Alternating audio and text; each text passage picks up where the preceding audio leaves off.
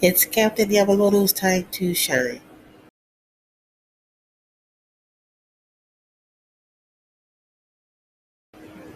Okay, hello everyone. It's Audrey with Audrey's Variety Show where I discuss movies, the Bible, TV, and more. And in episode 6 and 7, we have a whole lot of action packed goodness going on in Bleach Thousand Year Blood War. So let's just jump right into it with Captain Yamamoto unleashing all four forms of his Bankai. And it was a sight to behold. Like even though the captain wasn't really a large part of the original run of Bleach, he still had a presence. You still liked him. Well, at least I did. And we see why here in episode 6. So he's confronting, like he did short work with the Stern Ritter that appeared in front of him using his vice captain's Bankai with the lightning and whatnot. Short work of him with that, and then he faces off against the leader of them all, the boss, and he unleashes all his Bankai like to where, like the first one where it was just a huge smoldering fire, this intense heat, and then he compacts the heat into the tip of his sword. It was just explosive, right?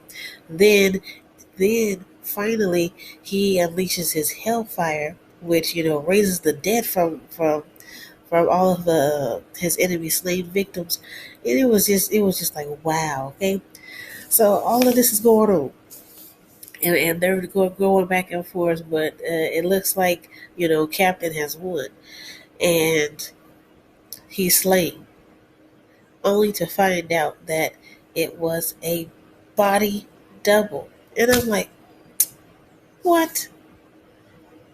Don't do Captain like this. Like, how did he not know? Like, how did he not figure this out? But I guess the argument could be made that, uh, you know, he was just trying to get this over with, do short work of it, a tad bit emotional, because of the state of the soul society in and of itself.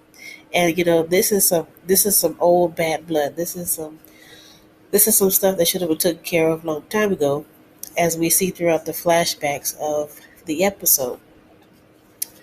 And in the midst of all of this going on, uh, we have Uryu coming to the truth of how the Quincy's and the Soul Reapers don't like each other and how all that came about. So I think Uryu was going to have a bit of a crossroads because what he thought isn't necessarily what it is in regards to this whole hollow thing being exterminated and the Soul Society wanted to protect the balance and Quincy's are like, no, just stamp it all out. So hopefully we get a little bit more of Uryu. I like Uryu. Um, I like straight laced characters because they add a lot of balance to stories and some of the wacky or craziness that goes on.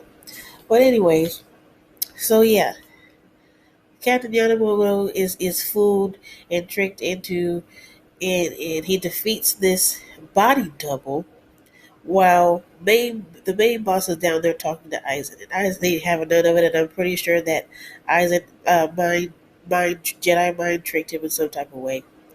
Um, while he was down there trying to get him on his side. So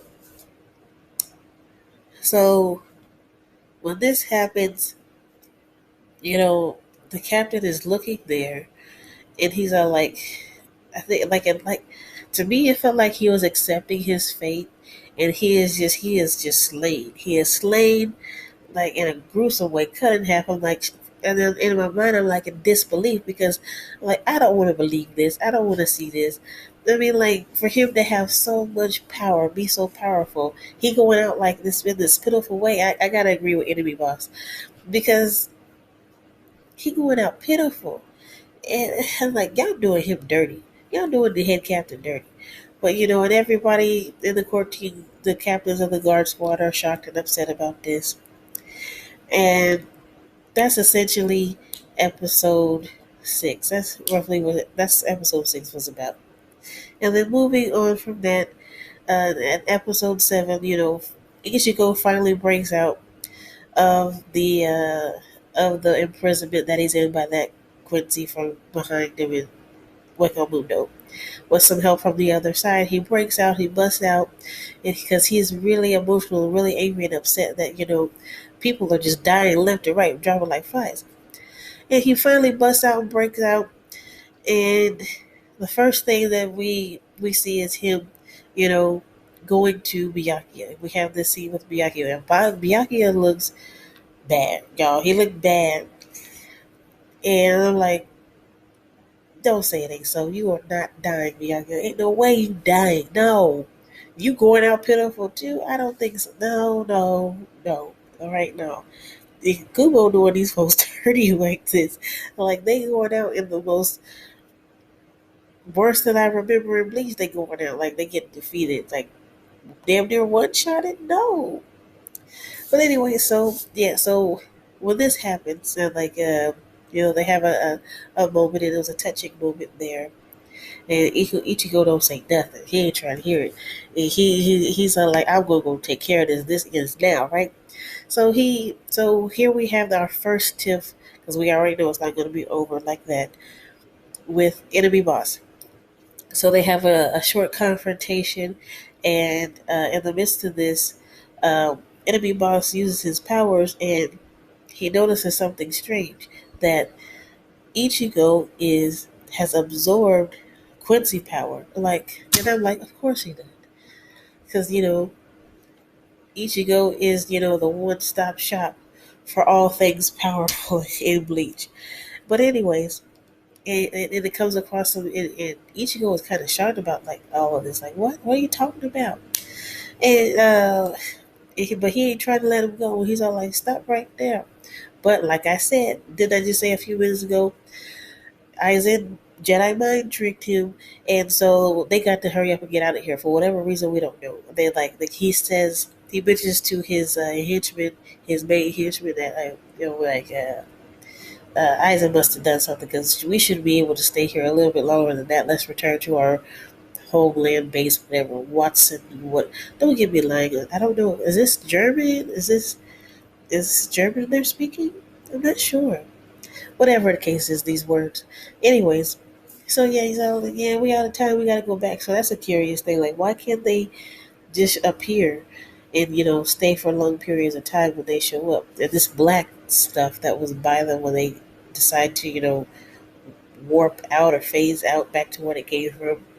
So yeah, that was so a lot of interesting developments. That was essentially in a nutshell the highlights of episode 6 and 7 for Bleach, and we'll see what happens next. Because right now, like, they have to recover. They have to do some recovery, and hopefully, I just don't want to believe Byakuya is dead. I don't even want to believe Captain Yamamoto is dead. To be honest, I really don't, because they was done dirty. I'm sorry, they really were. But anyways, but yeah, that's my brief synopsis of Bleach episode 6 and 7, Thousand Year Blood War. Be safe, be kind, be wise. Bye bye.